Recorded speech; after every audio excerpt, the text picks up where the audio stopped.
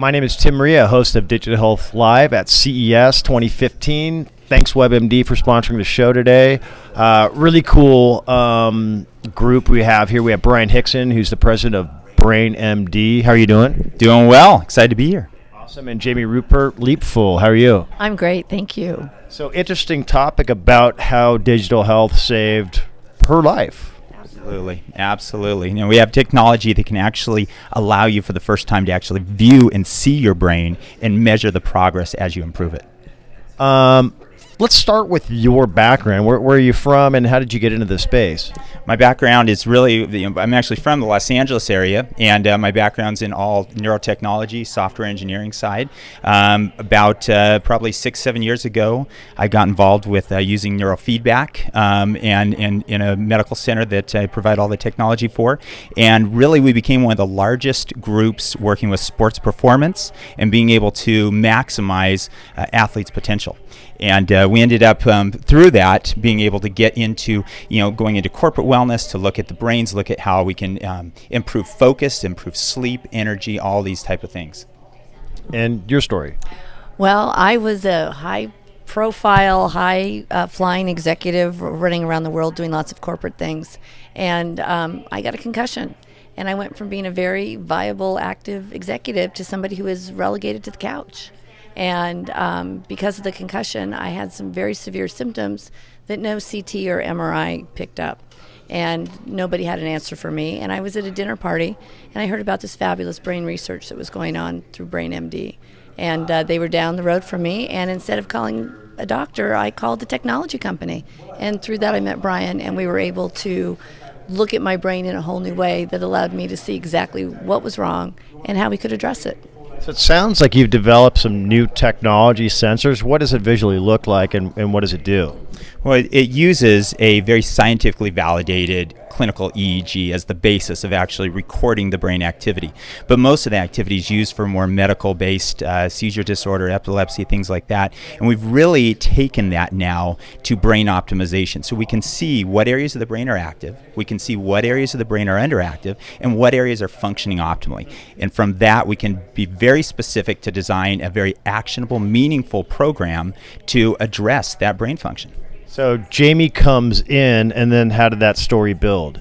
Well, when Jamie came in, we simply did a quick brain map on her. So we put this little swim cap on, basically it has these EEG sensors, and recorded her brain activity. And we were the first ones to actually look at the function or the activity in her brain, how her brain was communicating from one region to the other. And from that, it creates a brain map that shows us these areas of overactivity or underactivity.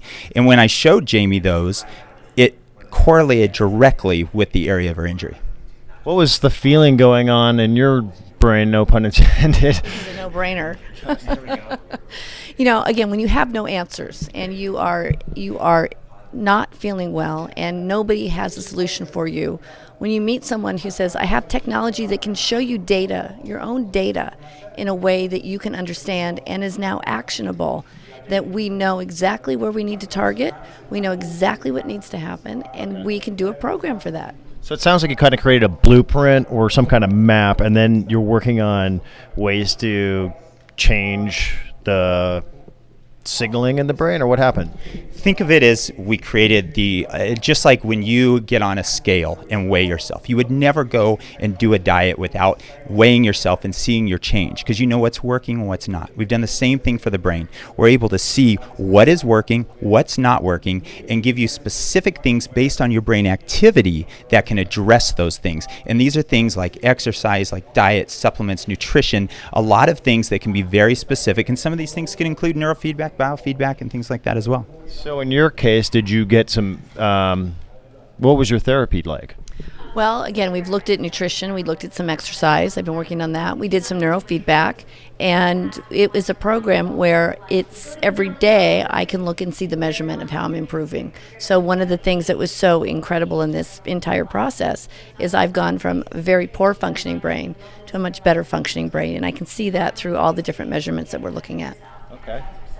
And the not only did we change through this technology the quality of Jamie's life, but we also changed the trajectory of her aging. So by optimizing a few things early in your life, you actually change the trajectory at which you will age, which is huge for maintaining and preserving that cognitive performance as we age. Yeah, it's all about brain plasticity we're hearing about, and a lot of money's going into the space, the heart and the brain right now. Yeah, and that's where the technology, the foundation of the technology is based on over 30 years of neuroimaging studies.